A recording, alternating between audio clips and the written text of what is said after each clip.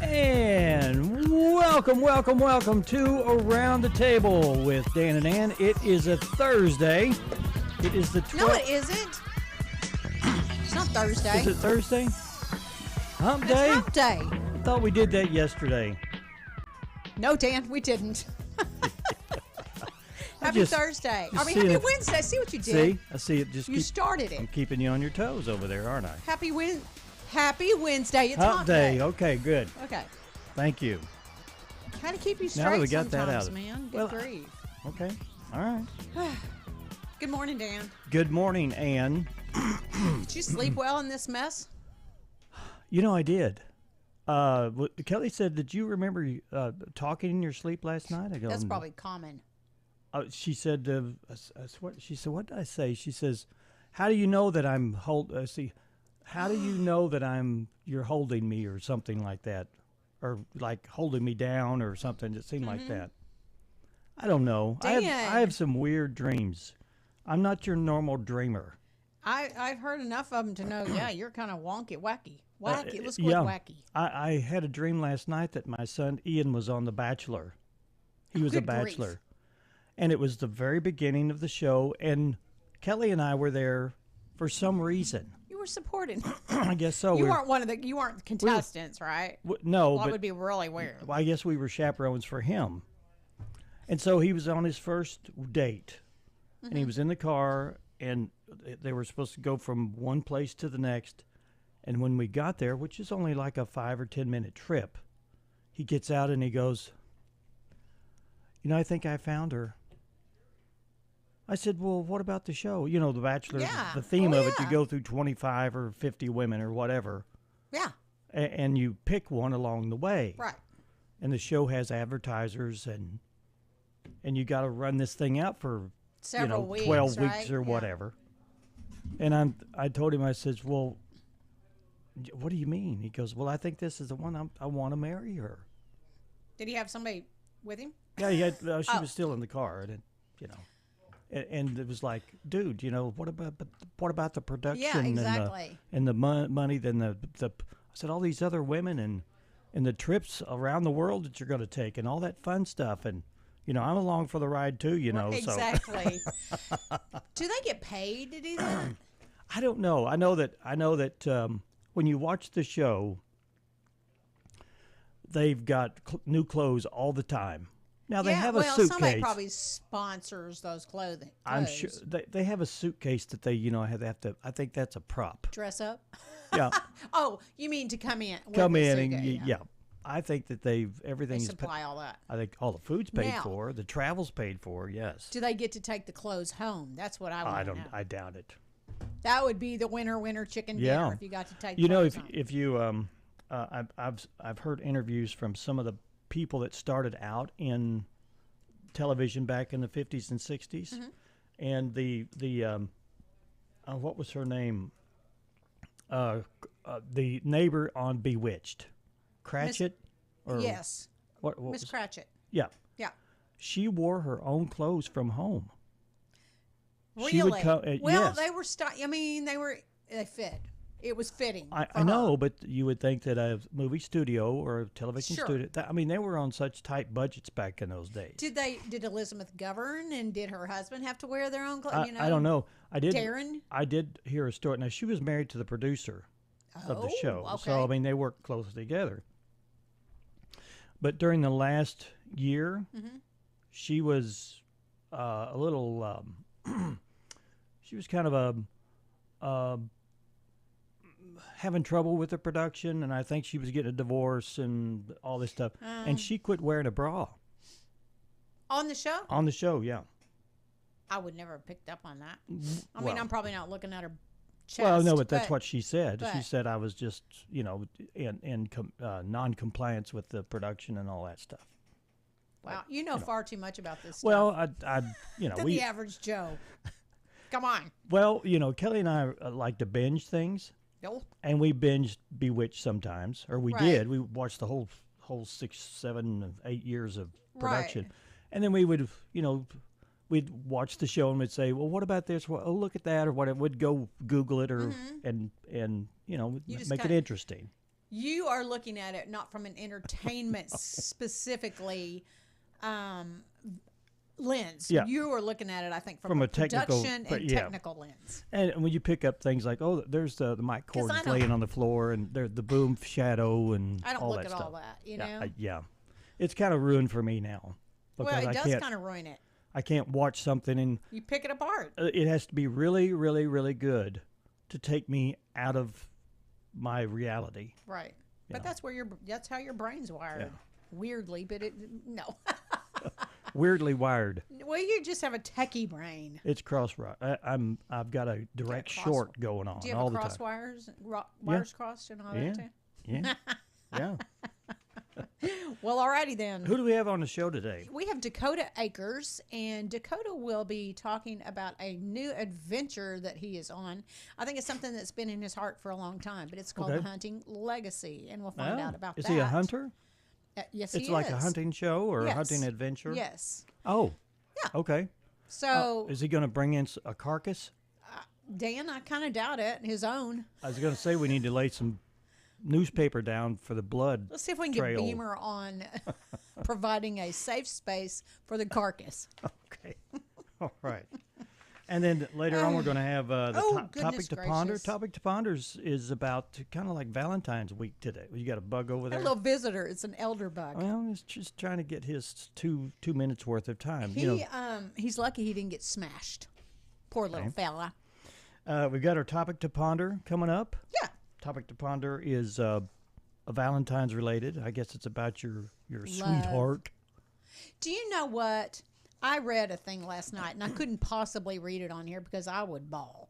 But it's about growing old with your significant other, and I posted it on Facebook, so I'll put it on our Around the Table Facebook page because I'm not friends with everybody. But it's so sweet and heartfelt, and I said I live this, but I hope that my whole entire life with my spouse ends up that way. And it's just really precious and heartfelt. Okay. And y'all should. Yeah, I'd like to read that. I'll share it on our I'll give it to you, but not everybody's friends with me personally, and I want it that way. Yeah. No offense to y'all people, but I'll put it on our Around the Table Facebook page. I'll read it and see if it jerks a tear.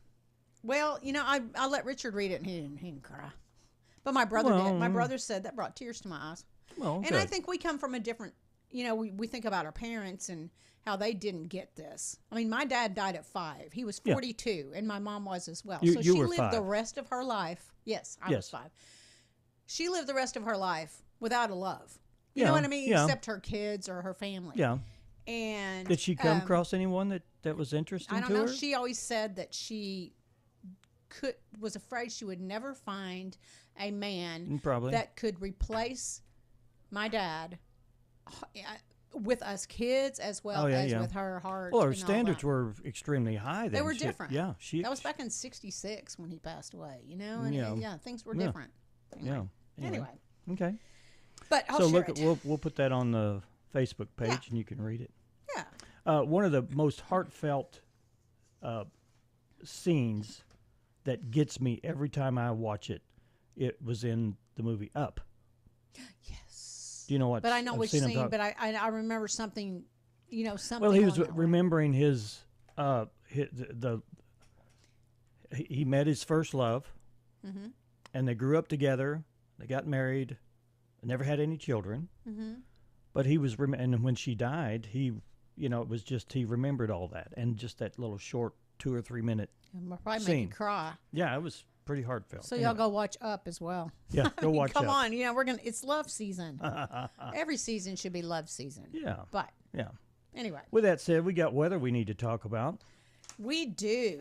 Showers mainly before 11 today. High near 39. It was 32. It's still 32 degrees. Maybe it'll warm up a little bit today. Becoming northwest winds this afternoon. Winds could gust a little bit up to 15 miles per hour. Chance of precipitation 80%. Amounts between 1/10 and 1/4 of an inch possible. And then tonight, cloudy, low around 16. So whatever's on the ground is going to freeze. Thursday, mostly cloudy with gradually becoming sunny with a high near 36. Low overnight, 21 degrees. Friday, high 46. And then Friday night, low 38 with a 70% chance of rain moving back into the forecast. And then Saturday is all yours. Rain likely, mainly afternoon, cloudy with a high of 55. Saturday night, a chance of rain and snow showers before midnight. Northwest wind 10 to 15 miles per hour. Chance of precipitation is 40%, and your low looks to be around 19. Sunday, mostly sunny with a high of 30. Sunday night, partly cloudy with a low of 16. The nights are getting quite chilly. And then on President's Day, Monday, mostly sunny with a high of 43. Monday night, a low of 26. And Tuesday, again, a chance of rain and snow with a 50% and a high of 39. So I think we're going to get some winter wet. What is wrong? Are you bleeding? These pens. I told you. These pens are... I told you. Y'all, I bought it's a pens. conspiracy. I bought pens. They they bleed. They like leave little blobs. Yeah. And Dan said, "Oh no, they're fine. fine. They're fine. Well, guess what? He just got blotted. They're bleeding. So I went and bought cheap ones, and guess what? They don't do it. Cheap ones are always better. Anyway, just be aware of the weather and the forecast and all that's happening because it's kind of unpredictable. I've already canceled my church services or my church class Bible study classes tonight because of the low well, temperatures. it's supposed the temperatures, yeah, supposed to drop. Let's do some topic to ponder. Okay. Get up, get moving, get those thinking caps on. It's time to ponder this topic. Okay, can I do it? Yep. Who was your first crush and how old were you? Mine was Kurt Grisham. It was 6th grade, and I don't think he was reciprocating the thought. But I had a big crush on him, and I wanted his ID bracelet. I wanted to be the girl to wear his ID bracelet because I thought he was so cool. Anyway, we're still friends, but, you know, there was no romance here. Does he know that you? Does he know that you had a crush Well, not on unless he's listening to the show right now. I'm sure someone will tell him. He doesn't live here. He lives in California. But anywho, there you go. Yeah. So that's my answer. What's yours? I had a girlfriend when I was in 7th grade that I was I fell in love with. Yeah. Was it love at first sight? Because that was yesterday, wasn't it? Yesterday? No. Back when I got into 7th grade, the whole dynamic changed. I mean, that's when you gave. You're a squirrel. Huh? 7th grade squirrels. Is that what that is? Yeah, where you're like the low man on the totem pole. Oh, I always was. Anyway, that's when you gave friendship rings and the rings turned green on your fingers and the ID bracelets and all that kind of stuff was a deal. All that happened. Yeah, I met this girl and she let me be her boyfriend. And, what did that look like, Dan? What do you mean? What did it look like? I mean, what did your relation? Was it like you didn't have phones to text? So yeah, we did get on the phone. We got on the phone, but you didn't text on a phone. No. You just got on the regular phone. We'd call, you know, and if her mother answered, it was like, oh my gosh, I have to talk to her. What do I do? You know, is Susan there? Her name is Susan Hobenestel. Why am I not surprised her last name is Hobenestel? Sorry. I didn't mean to snort in the mic, but come on. I'm not making this up. Hobenestel. Anyway, we'd get on the phone and we'd say hi. And then she'd say hi. And then we'd just like... breathe? You really had nothing to discuss. Well, you know. You were 7th graders. You didn't know what to do. I mean, you knew you wanted to do things and then... That puts you about 7 or 8, doesn't it? 7 or 8 years old? No, I was in 7th grade. So I was, 7th. Yeah. Yeah. Sorry, I was 12, 10, 11, 12, somewhere around. Yeah. I was blossoming at 12. That's when everything happened. Well, there you Susan Hobenestel. Hobenestel. Anyway, we have the graphic up on our Facebook page, and we want to know your thoughts. And we have some comments there. And your precious wife said, I can't remember back that far. Can't remember back that far. Yeah. Yep. Anywho, so there you go. We want to know your thoughts. We want to know who your crush was. Yeah. So 2 questions to answer. How old were you, and who was your crush? Exactly. If you can remember that far back, she was probably or he was a crush. See, I did. Yeah. Okay. A real crush. Let's do some history. Okay. We're doomed to repeat ourselves, so let's find out what happened today in history. Are you gonna play it?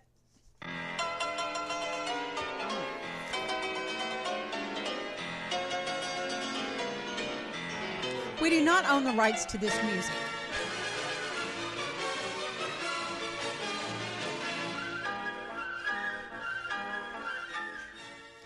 Oh, Dan, 101 years ago, George Gershwin's most famous work, Rhapsody in Blue, was performed for the first time in New York. Now, if you can't find us on Facebook later, you'll know Dan took the wrong road because I told him not to. I said we could play this music. But he did it, and hopefully it's fine.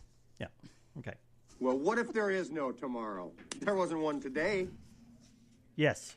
32 years ago, Groundhog Day was released in theaters. The film follows a weatherman played by Bill Murray who keeps reliving the same day over and over and over Do again. you have a day that you would actually live over and over and Oh, over there's and over several again? days I would love living over again. Likewise. Yeah. But you know what? From a production standpoint, I think this drove the cast and crew nuts. Wouldn't me. It wouldn't be very creative. It doesn't feel creative, but you have to probably be even more creative. Well, you're saying basically the same thing every day, but I mean, you're redoing the same scene over and over and over Right. again, but your dialogue is somewhat a little different, and it probably drove them nuts. Probably. Anyway, I believe any person who asks for forgiveness has to be prepared to give it. 26 years ago, President Clinton was acquitted by the Senate during his impeachment trial of perjury and obstruction of justice. Afterwards, Mr. Clinton said it was time to move on. I want to say again to the American people how profoundly sorry I am. That's along the same line. yeah, Mr. Clinton said he regretted putting the nation through, excuse me, the ordeal. You want to read that That for me? stemmed from his affair with Monica Lewinsky. Okay. Do you, Margot, take Alexandria to be your spouse for life? I do. 21 years ago, defying California law, San Francisco officials began performing weddings for same-sex couples. Note here is that in a 2015 Supreme Court decision ruled same-sex marriage was a fundamental right and legal. It was a shotgun, and he reloaded a number of times. I didn't count the shots, but it was at least 20. 18 years ago today, a teenage gunman shot 9 people, killing 5 at Salt Lake City Mall before he was shot and killed by police, and the man there survived. Told y'all this week, there's nothing that's going to keep me off that football field, and I just want to shout out my teammates, man. We challenged each other. It took everybody to win this football game. So shout out my teammates, baby. We're Super Bowl champs, baby. Let's go. That was not from this year. 2 years ago, Patrick Mahomes was the MVP as the Kansas City Chiefs beat the Philadelphia Eagles to win their 3rd NFL championship in 4 years at Super Bowl, whatever that is, 48, in Glendale, Arizona. Okay. I remembered so well what it was like to be that age, and I just vowed when I started to write, I'm going to be honest. I'm going to tell it the way I know it. Author Judy Blume was born on this day. It's birthday cut in 1938. She is 87 today. She is best known for her children's and young adult fiction, including Are You There, God? Is There... It's Me, Margaret, and Tales of Fourth Grade Nothing. Her books are often challenging to explore adolescent themes like puberty and teen sex. In this interview with CBS The Morning, Bloom talks about writing for a pubescent audience. I read some, I don't remember if I read Judy Blume, if I read them afterwards with my granddaughter or something, but something about that. Okay, so singer Michael McDonald was born this day in 1952. He's 73 years old. He's been a member of the Doobie Brothers and Steely Dan. He's also had a solo career. Okay. Fool me once, shame on you. Now fool me twice, and you can't get fooled again. Okay. Another birthday cut. Actor Josh Brolin was born on this day in 1968. He's only 57. He played President George W. Bush in W. Okay. All right. I believe we have Dakota Akers out in our lobby, and we'll have him in after the break to talk about the hunting legacy. Okay. Stay with us.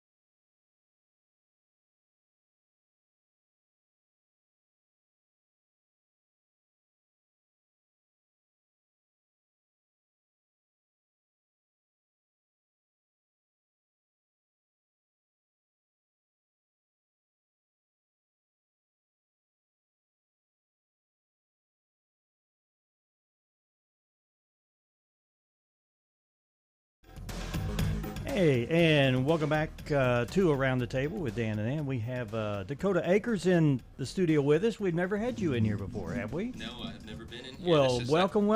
Yeah, this is actually my first time to be on the radio ever. Oh, really? Yeah. Oh boy! Yeah, Wow! I'm excited. We get the scoop. So did you sign the waiver? Yeah, I signed a waiver. I got. What about the NDA? Yeah. To not talk The about NDA. what goes on here. Yeah, exactly. So do you hunt on days like today? If I'm really, really wanting to try to kill a big deer, or going after a target buck or something, I think I can make it happen. Yeah, okay. Then I will, but it's mainly in, a closed blind or something that I'm going to get on Yeah. the weather. But Well, if you're out at one of the Akers' restaurant, you'll see Dakota managing, I would assume. Yep. I just found out that you're in just about all the restaurants doing something. Yep, I make my rounds. Most of the time in Harrison, I'm at Jamie's. Mm-hmm. But on a daily basis, I'm at either Sweet Honey Bakery or I'm at Buckets or Yeah. I'm going to Berryville or in Mountain Home. I try to go there once or twice a week. Yeah. Wow, you're busy. You're hot on the road. Yeah, your mom and dad have started kind of an empire, I would think, with the help of you. And I guess they say, Dakota, you're here today. Yeah. They still, you may be the manager, but they still tell you where to go. Maybe sometimes. That's one thing about us. We're all a family, and we do it as a family. Sure. We've been very blessed over Which the years. says something about your family, that you're able to work together, cohesively and get along. Because some people can't do that. Yeah, we kind of have our own little spots, and we make it work. Do you ever have any cat fights? We do. We didn't know we were going to talk about this. Yeah, we do. I mean, I just called you your dad's name, Dakota. But I want to know, you've started, I saw something on social media about the hunting legacy, and I think that's a passion of yours from what I gather. When did the passion spark in you, and why have you decided to do this? Like, it's not like you're not busy, Right. but you've got a passion that you want to share. Yeah, most definitely. That's what I tell everybody that asks me. They're like, you're not busy enough. You've got all these restaurants, and you just had a new But baby. you have a family, Yeah, I just have a new baby. She's a month old, and then I've got a 4-year-old also. But this passion started with me when I was 13. I started bow hunting and was very passionate about watching the hunting channel and the hunting shows, and Philip Vanderpool's from around here, and he was with Hunter Specialties, and I always wanted to be on the hunting show. Really? Whenever I was going to graduate high school, I was going to go to be a game warden because I just love the Oh, yeah. outdoors. Very passionate about the outdoors and anything to do with the outdoors, and of course my dad kept opening restaurants. Your family legacy had another road.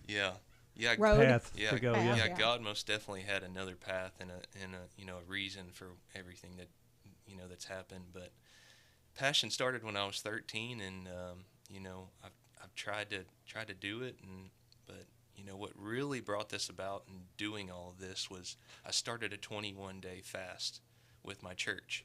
Oh. And I fasted for 21 days, but it wasn't just on food. Most of the time you hear of a fast, it's food. But I did no social media, nothing to do with any platforms on my phone. During that time, I was just praying and praying and praying to God, what am I going to get out of this? And why am I doing this? Yeah, Well, why am I doing this? Okay. Why am I doing this? And at that time, I had an individual. His name's Lane King. He does Lane King Media. He's just starting this. Also has a little bit of passion for hunting. Lane's from around here. He hit me up, or I actually hit him up and said, "Hey, you've been doing much video, and how you starting that kind of thing?" And he said, "Yeah." He said, "You want to get together and film a little bit?" And I said, "Yeah, I would love to." So we videoed a couple of hunts, and I said, "Hey, what do you think about this? Let's sit down around the table and talk, and let me tell you my passion and my dream of always wanting to do this." And I did, and we just sponged off each other, and it was just like a godsend, really. And that night, I went home and doodled on a piece of paper the logo, and cool. And I do not know how to draw. I've never drawn anything. If you had me draw a deer on a piece of paper, you would laugh and think it was a donkey. But So you're not an artist, but but I did doodle on the piece of paper, and just from there it just took off. Yeah. Wow. So you this love you just want to share with the world, I guess? Is that kind of your tell us.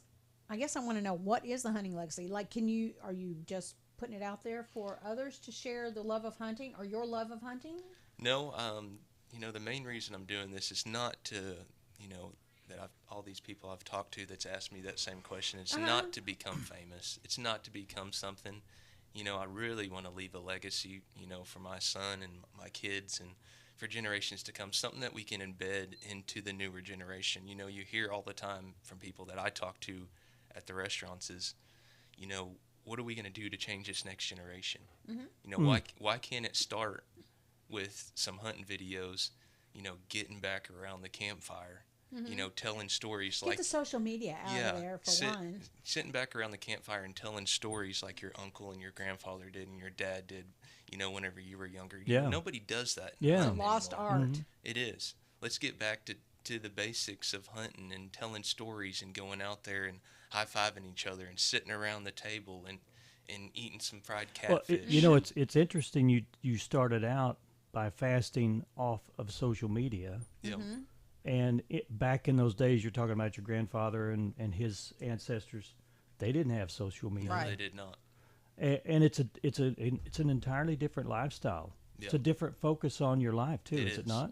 It is, and that's one thing about hunting that I absolutely love is when you get out there, you're not thinking about work or you're thinking about what's going on your phone. You're just at peace with God, just sitting there and just hanging out and enjoying hunting. Kind of like going to church, isn't it? It is. It's just like having fellowship at church.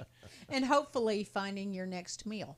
Yeah. I mean, that's kind of, I know people hunt for sport, but a lot hunt to fill their freezer with, say, meat, like deer meat or whatever, or turkey or whatever.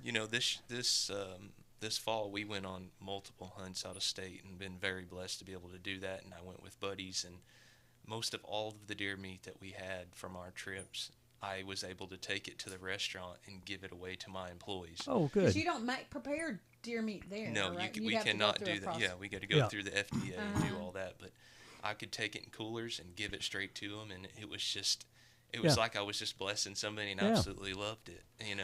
Do you? I've not seen any of your hunting videos. How many do you make? Right now we're just getting started off. So the first video was, what is the hunting legacy? What are we all about? Yeah. This next segment we're actually coming out with one at 10:30 this morning. Oh, okay. It's all about trapping. Oh. We're trapping, so we're going out just like your grandfather or your family members did back in the day. It's all about learning how to trap and implementing those trapping procedures that can help our turkey population. There's tons of people that I talk to that's turkey hunters from around here in multiple states that they're wondering what happened to the turkeys. Why? So they're in I guess not rampant anywhere? No, they're deplenishing quickly. Okay. Is that from hunting or from? It's from trapping. Okay. Nobody, back in the day, just say, for instance, in the 90s, because you'll probably remember the 90s, you've heard of a lot of people trapping to get paid. Furs from coons or coyotes, furs, $20, $30 to $50. Right now they're like $3 to $5, if that. Wow. Nobody wants to take the time to go out and trap to try to make $3 or $5. Right. So it's a dying art. So once that dying art went out, now we have, predators that are everywhere. Gotcha. Oh, okay. And then now our turkeys can't nest and have eggs just like a chicken would. Because there's too many predators. Too many predators. If you had a chicken, just a regular chicken, and she had her nest out in the middle of your yard, what would happen? The predator would get all of it. That's exactly what happens to our turkeys, and that's what's happened, and that's why we don't have as many turkeys as there's some other factors. We had the ice storm back in 2008 or 2009, and we've had floods, and there's some other factors and some diseases along the way. But the number one thing that we found out on our farms where we trap is predators. Wow. I did not know that. So. Coming up and from here, we're going to go from trapping, and then we're going to go straight into turkey season. We'll go into, shooting our guns and implementing safety. We'll have my son and my buddies and we'll have our kids out there shooting and implementing gun safety and start calling. We'll show you how to do turkey calling. Oh, cool. Yeah. So you're actually working with your son, who will be a novice, and many of you listening or watching are novices as well. So it'll be a perfect opportunity to learn those skills alongside a youngster and Dakota. Yeah. Sure. And I assume you're wanting to encourage some of the younger people to be involved, because if they don't get involved, it's going to be a dying art. Right. You're exactly right. Yeah. You're exactly right. And that's one thing, like I said, that I would like to, implement into doing these new videos and shows and, just try to get people back into it. Just for instance, I had somebody come in at Sweet Honey a couple days ago that ran into me. They said, "Hey, I watched your first video of trapping. That's, I did a pre-video just talking about it." I said, "I've got a video coming out next week." They said, "I absolutely love that. I'm not even a hunter. I went and bought a couple traps and I put them out. And I just wanted my kids to get out that they can ride their little side-by-side around and they can check those traps." And that's just awesome. I remember my grandpa doing that. Yeah. And if I can influence 5 or 10 people, then I did my job. So where can we watch these videos? Where you have a website or a Facebook page? Yeah, if you go on our Facebook or Instagram, it's The Hunting Legacy. And then if you go on YouTube also, it's The Hunting Legacy. Okay. Yep. It's just The Hunting Legacy. And you can see all these videos on either one of those, any of those platforms. Yes. If you go on Facebook, we have our YouTube channel on there. We have our Instagram. We have links that links you right up to it. I just made really cool business cards that I've been giving out that has a QR code on the back. Oh, yeah. New state-of-the-art thing. Nobody has, like, QR codes for, What if somebody saw that and went, "Hey, I want to go hunting with him"? Yeah. You scan a QR code on the back, and it has all of our pages on it. Okay. Oh, okay. That sounds cool. Interesting. Yeah. Okay. Yeah. And you're just sharing your love, My passion, passion, and being blessed along the way. God's been good. That's cool. I try to live my life like shine bright, and that's something that came from a friend at church, actually. But shine your life brightly, and that's what you're doing with your love of hunting. Yeah, so that's exactly right. I'm sure you might get into some deep discussions. Who knows? You can probably do that on your hunting show, right? Most definitely. Yeah. Most We thank you Speak so your much truth. for coming in. Yeah, Thank you you, guys for Dakota. allowing me to do Yeah. this. Very Yeah, nice. This is yeah, fun. I'm very And, thankful.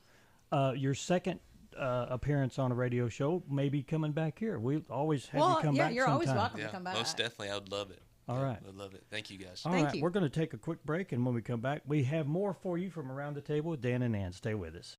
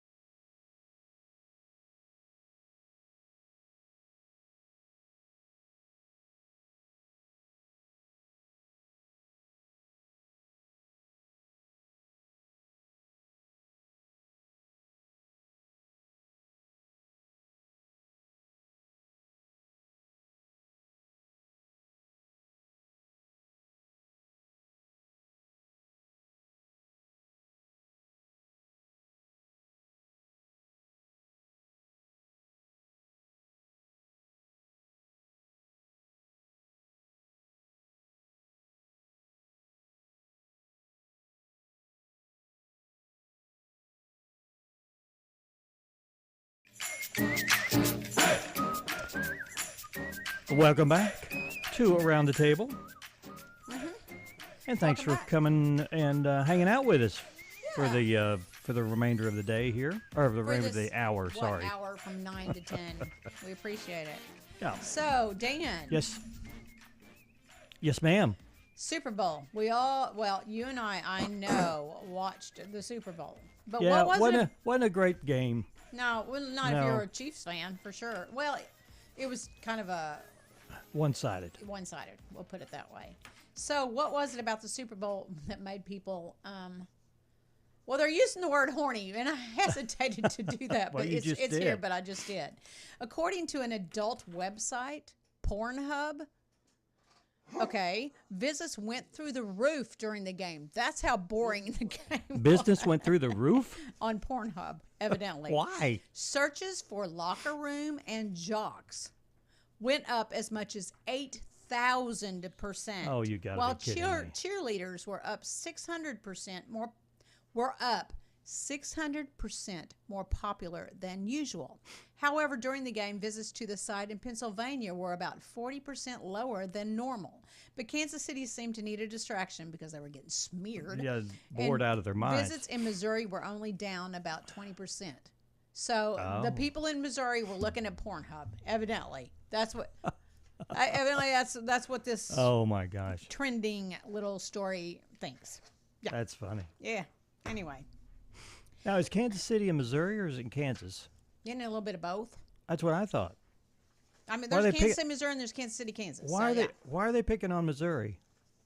Because don't they say? I don't really know, Dan. I don't know. I can't answer that question. Also, not only does AI make us lazier, but a new study from Microsoft and Carnegie Mellon University found it also makes you stupider. Really? I can see that because you're not using your brain; you're using something else to, get your answers. But at least when it comes to critical thinking, that's what they're thinking. That AI is making you dumber.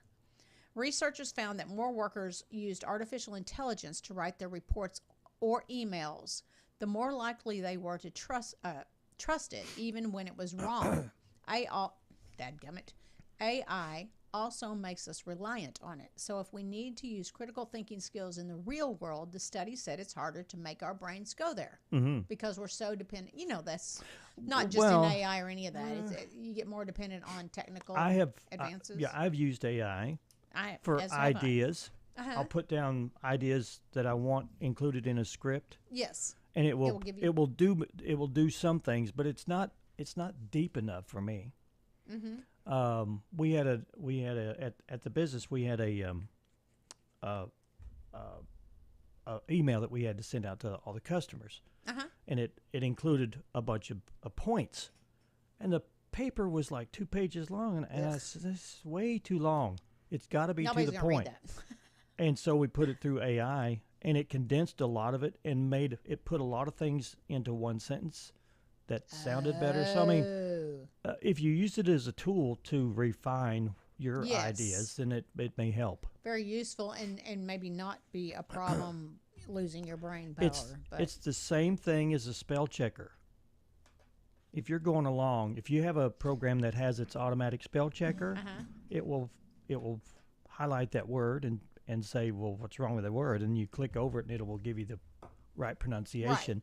Or if your grammar is wrong, it will tell you your grammar is foobarred. Right. So that helps too. True. Just so a tool. As a tool, not it's as good. Something you depend on, I guess. Yeah. Right. Right. Some insurance companies are starting to sue people who say they're evil to improve company's image. United Health is so sick of everyone complaining about its claims denials that the insurance company has gone and hired a law firm to sue anyone who talks smack about them being evil. Ever since the company's CEO, who was shot and killed, United Health has been dealing with an image problem. It doesn't help that the suspect in the shooting, Luigi Mangione, has been elevated to a folk hero. They're starting by suing an Instagram famous plastic surgeon who used the following to go after the company. You know, I haven't seen a lot about this lately in social media, and maybe I'm just not following the right stuff. But still, um, I don't know that they're evil, but I think they're corrupt. Well, I'm not saying this whatever United Healthcare. I'm not specifically pointing them out. I'm just thinking there's a lot of corruption in that. Well, here's another story about healthcare companies. Says most of the money made by healthcare companies goes to shareholders and not to services. Well, there you go. They are corrupt. That's where the corruption comes in. A new study proves that we all know, but can't seem to do anything about it. The research published by the JAMA, JAMA, the American Medical Association, the Journal of American Medical Association, Internal Medicine, found that 95% of the money made by healthcare companies goes right into the shareholders and does nothing to improve services. The healthcare industry spent $5 trillion in 2023, 70% of which came from taxpayers. Experts say that these companies are raising prices not for the patients, but to pay their shareholders. And you know, do you think some of that's come out since Musk has gone and, I don't know, maybe not Musk. Maybe it's, I don't know. Well, how do you think they're getting exposed, I guess is what I'm going to say. Well, they need to have an auditor to go in to see where the money's going. Somebody obviously has been doing some research. Yeah. But yeah. But we end up paying for it, don't we? We do, and you pay outrageous. Never mind. I'm not going to go there. I'll be labeled what it is, that they're evil, and people think I'm evil because I'm calling them out. Yeah. Whatever. Well, you know the guy, that Luigi Mangione. Yeah. Who shot that insurance executive? Yes. He's received over $300,000 in donations for his defense fund. That's just bizarre to me. It's bizarre to me that people are promoting killing people. Yeah. Basically. Well, they say the man who's been charged with killing the CEO of the United Healthcare has gotten $300,000 in donations for his defense fund. More than 10,000 people. Even if it's momentary or if it's permanent or whatever. Anger or rage or whatever. But I don't think it's ever okay to do something like that. But I guarantee you that if he didn't have a gun, he would have used a knife. And if someone was harming my child, especially as a defenseless child, mm-hmm. Don't you think that thought would cross your mind? Oh, sure, yeah. Yeah. With that said, we need a break. We do. We need to take a break, and we're having a good session here. Yeah. Ann and I will continue that session right after this.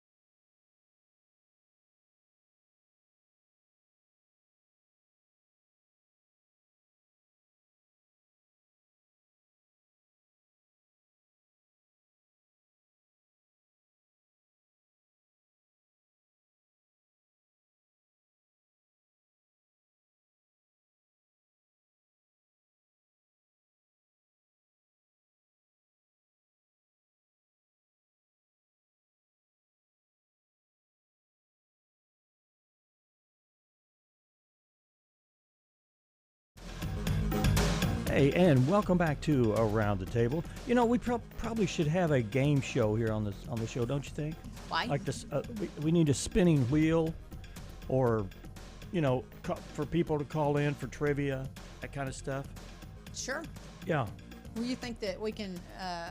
There won't be any. We should have asked our boss yesterday when he was here. Well, we should have. Can we have a spinning wheel, please? Well, and we need a budget for that. We need money. Like we need at least $1,000 a show. Wonder what he would have thought about that. He would have laughed in our faces, Dan. I'm pretty sure he would have just. You think we could do a show without money? Could we do a show without money? Could we, you know, give away, like we could give IOUs away. How about that?